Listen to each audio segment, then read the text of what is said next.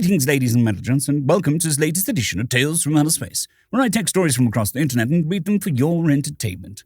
This particular story is called The Great Filter, written by Catfish21SM. I'm sure you've heard of it. It's a common sci-fi trope. One of the explanations that our scientists came up with to explain the lack of other intelligent civilizations in our galaxy. That's before we became a spacefaring civilization, however. It was our greatest fear. Many scientists believed that we'd already passed our great filter. It was the Ice Age that occurred following a chain of volcanic eruptions in our early development. Many others believed that wasn't even close. Some theorized the worst possible outcome, that the Great Filter was some form of spacefaring entity that would destroy significant advanced civilizations. There were stories written about it. As soon as civilization achieved FTL, it would be wiped from existence for one reason or another. Oftentimes, these stories featured a self-aware AI that was responsible for disposing of significantly advanced civilizations, keeping them from inhabiting other worlds and destroying the ecology found there. Others speculated that the Great Filter might be a kind of immune response to spacefaring civilizations, as if the universe itself were one giant living organism, and we were just the viruses infecting the planets that we come to. There were many theories equally horrifying. This caused many people in our world to try everything they could to sabotage advancements of creating FTL tech. This honestly postponed our advancement quite a bit. But eventually, those who did not believe in the Great Filter, those who believed it was in our past, or those who just didn't care and wanted to advance for the purposes of advancement, continued on. Those greatly outnumbered the ones who feared for the worst. As such, you could imagine the surprise on their faces when they met the Great Filter face to face. That's right, the Great Filter is real, and it is a name too. It calls itself Humanity. At first, we were glad to meet a new spacefaring civilization. They were kind and generous.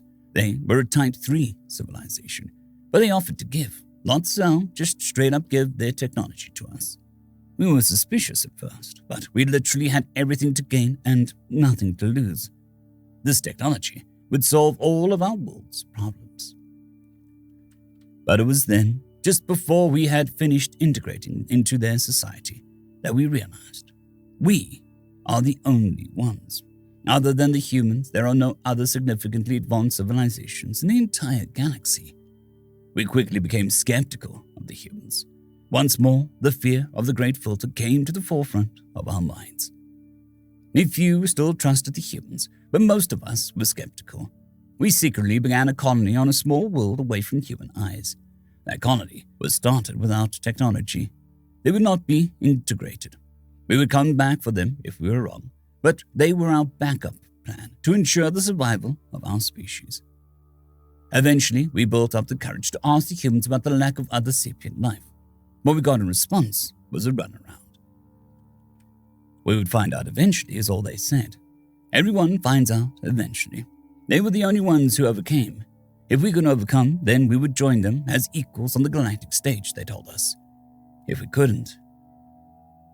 It wasn't long after that when we learned the truth. After our population had fully integrated with human tech, and after we could no longer turn back, the humans introduced themselves. Or maybe it would be better to say that they revealed themselves for the first time. In a meeting with our top executives, the humans explained everything to us. They offered us a deal that we could not refuse. The humans explained to us that they were in fact the Great Filter all along, as many of our people had expected. This brought up the question, why? Why go through all that trouble of integrating us? Why wait until we were scientifically and technologically equivalent to them? Did they just want to challenge a worthy opponent? Did they crave competition? Or perhaps they had finally grown tired of genocide? No, we were wrong in our assumptions. And how wrong we were. The humans were the kindest beings in existence. They were the Great Filter for a reason. They wanted our resources.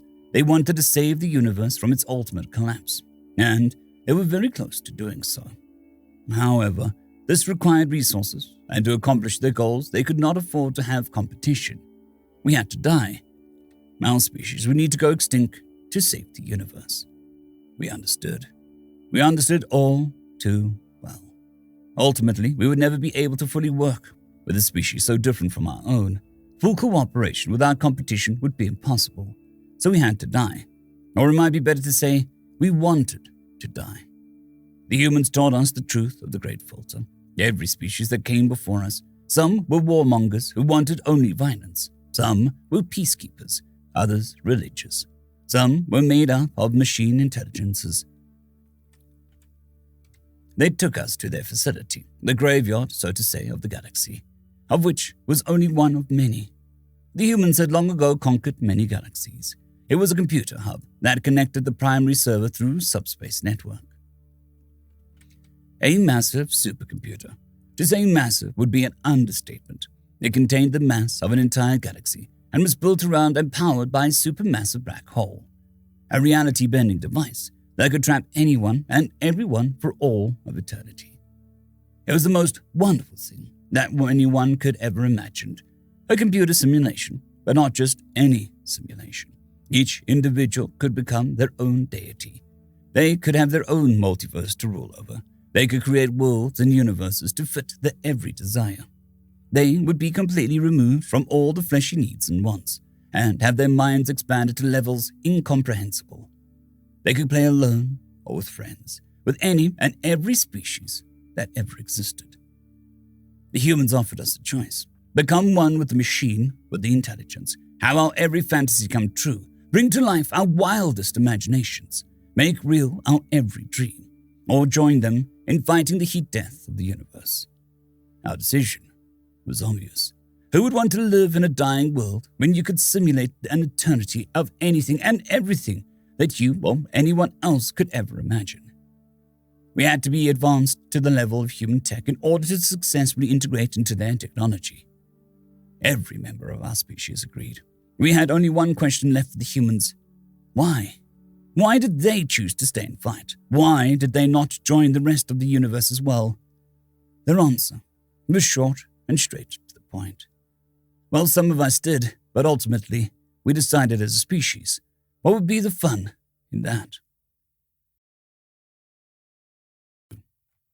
Story number 2. Food of the Gods, written by euxneks.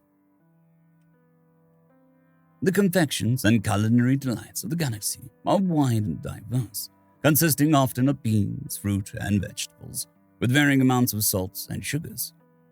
Some societies also eat their fauna.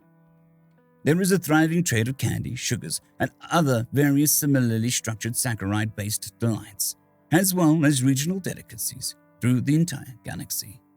For example, there is a well-known planet in the galaxy, close to the galactic central point, that is, as close as you can get before the gravitational riptides utterly decimate stars. This place is known for a confection called pashar. Pashar is a smooth, rich-flavored delight derived from the fruit grown in a very small patch of land on the planet Pavarol. It is the delight of all rich and well-to-do families, and due to its rarity, it is particularly expensive. This pashar plant is a closely guarded resource, which is supremely impressive given the technological state of most species in our galaxy. This is fine for most of the rest of us, as planets are generally recognized to have the right to their own resources and society. The galaxy on a whole is mostly peaceful, for after a millennia of experience, it has been found that peaceful resolutions in negotiations and trade is often more beneficial and prosperous to all species involved in the conflict. It is in these conditions that humanity stepped into the spotlight. Oh, we knew of the warring apes for a long time before they discovered the secrets of modern civilization. We kept them on the radar, so to speak. We knew of their penchant for killing each other in more and more interesting ways, so we generally kept our distance. There were the occasional science expeditions, mostly to the prosperous nations of Earth, but it was to attempt to determine more about their strange physiology and culture than anything else. When humans discovered how to control space-time, we were ready for them. We greeted them in their language. We showed them our cultures. We showed them our collective laws. We expected their warlike nature. We expected their quick learning.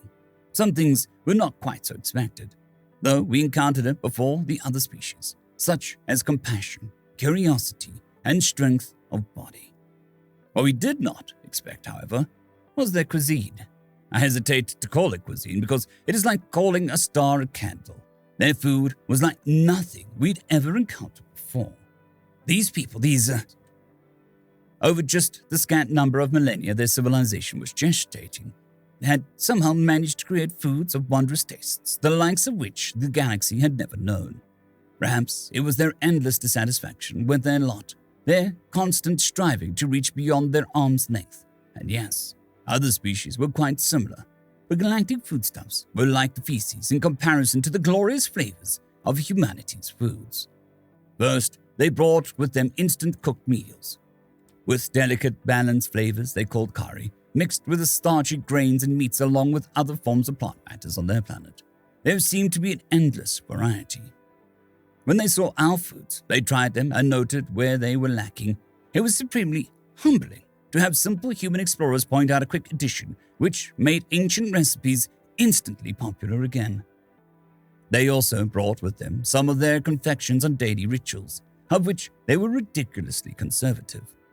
Gods and stars, never has the galaxy been more interested in a new species. Their peppermint, butter, caramel, instant hits amongst the elite of our societies. Incredible new flavors trickled into the market, but there was one that stood out from the rest: coffee. The smooth flavor, that strange hint of something more, that addictive quality and slight bitterness, and oh, the nuance and versatility. The first taste of the unassuming brown drink, and it was like a faucet of expression and metaphor most species would never encounter. To some, it was like seeing a color they'd never knew existed. Imagine knowing a color and then realizing what you thought you knew was simply a shade of gray. Coffee caused some species to renounce their science and worship humans as living gods. Some civilizations bankrupted themselves to ruination, attempting to corner the coffee market. Some species tried to cultivate it on other planets, to no avail. The human planet was still the only source, and even then small parts of it, on the land masses even. To some species, coffee was the crepuscular step before the proverbial day, opening their eyes to a flavor that hinted at something just beyond perception. I said before, galactic civilization would negotiate with each other peacefully.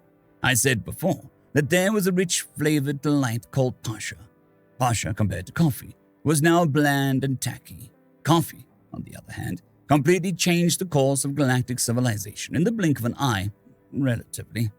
Approximately 30 years after first contact with humanity, and the galaxy went mad with coffee, frenzied even. Humanity seemed at first amused, then horrified. What had they wrought? Some dark corners of the galaxy suggested that perhaps this was a ploy by humanity to destabilize the galactic politics. That implied a level of political prowess unmatched since the AI wars. We all scoffed. Coffee remained our elusive addiction, and humanity our dealers. 30 years was all it took, and the entire galaxy crumpled under humanity's collective culinary boots. It would take us another 100 years to gather our wits about us and regain composure. Coffee still held its allure, indeed, but we became functional addicts. Then humanity introduced chocolate. End of story. I'd quickly like to thank the T5 peeps: Cold War Boomerwaffen, Severin Cerberus, Bushmaster 177, Henry the Red, Caspar Arnholtz, Cold War Boomerwaffen, Elijah Silvercross, Dragzoon WRE, and Severin Cerberus. Thank you very much.